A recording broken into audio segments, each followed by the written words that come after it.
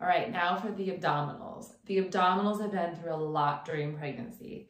They got super stretched out, and that makes them very weak to the point where the brain forgets they even exist.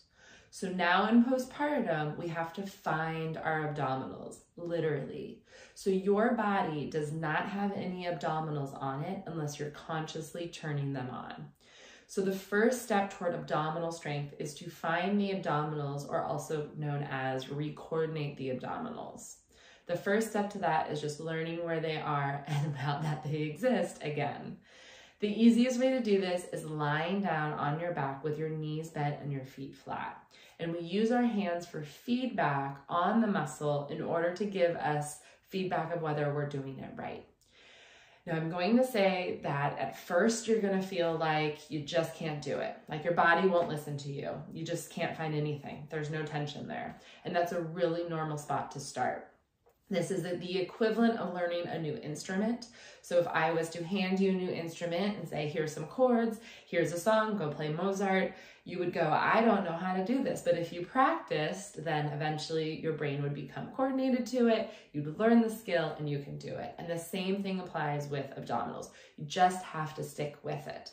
Now, this phase of strength for the abdominals is absolutely essential, because if we go into a core exercise or a core exercise class and our brain does not know our abdominals exist, then you are not strengthening your abdominals in that exercise, and likely just leading to more compensatory patterns and more pain.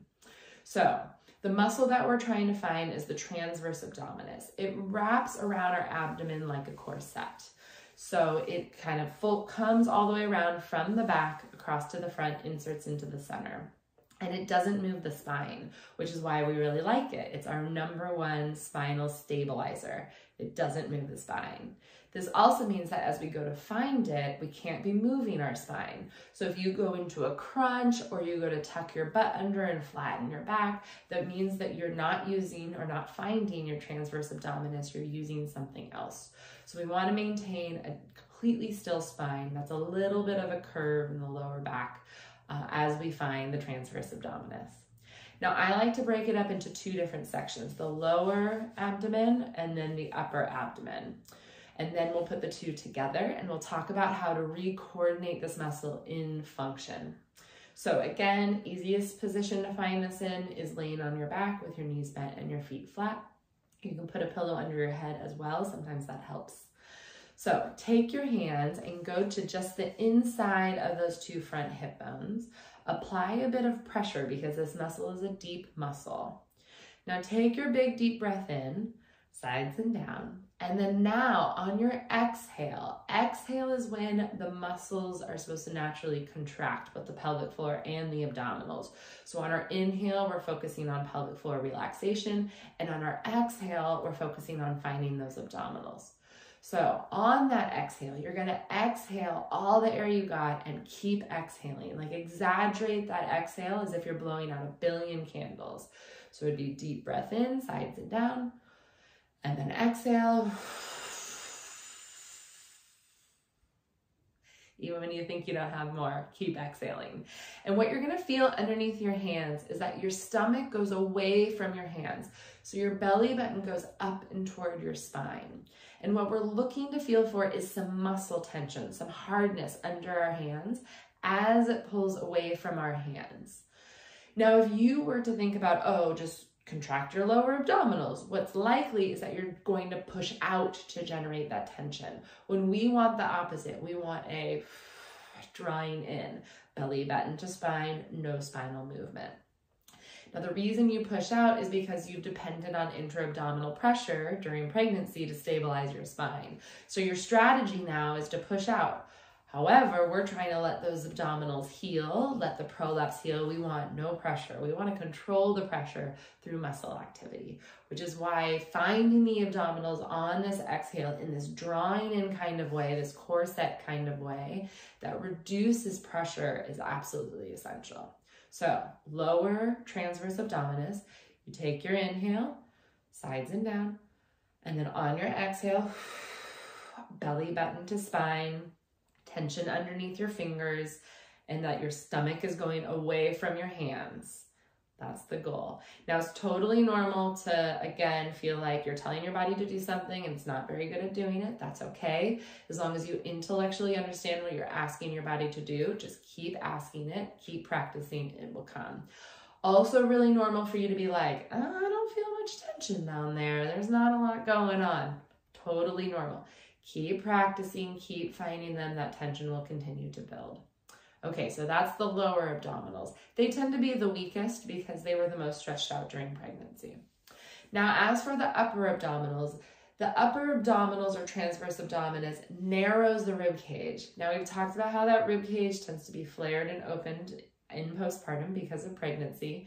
And so the transverse abdominis on the top is responsible for kind of closing that rib cage again.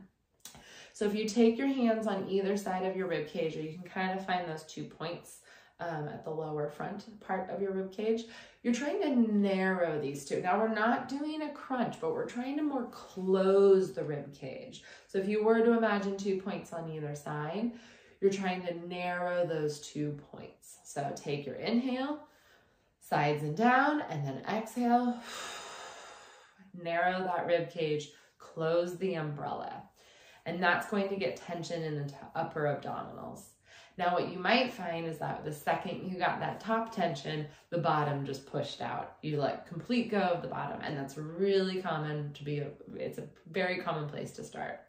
But the next phase is to incorporate the two. So I like to take one hand on the side of the rib cage and one hand in that lower transverse abdominis. Go ahead and take your inhale. And then exhale, exaggerate that exhale, belly button to spine, belly goes away from the hand, rib cage closes, kind of knit the whole thing together. It literally is a muscle corset that you're putting on, and you're aiming for tension throughout. That is finding the abdominals or the transverse abdominis. Now, again, once a day at least, lie down, find it laying down where you have the most success. But then I also want you to try to bring abdominals into your day-to-day function, because that's really where we need it.